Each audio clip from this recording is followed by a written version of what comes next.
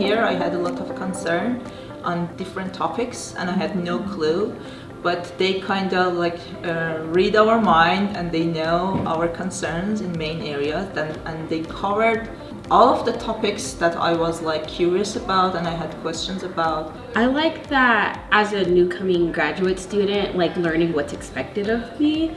I think it's amazing to know we have a place and a team working for our moment here. Now at least I know who to go when I have a problem, and I like that bridge almost covered all the areas that I had concerned in. Obviously the transition from undergrad to graduate student is kind of a little scary, so definitely like laying the groundwork of like what to expect as a graduate student and how to navigate the systems was the most beneficial thing I've learned at the Bridge program. Everything is new for us here, and to have 1 week just to show us everything is possible and we have where to ask help, it's really important. It's amazing.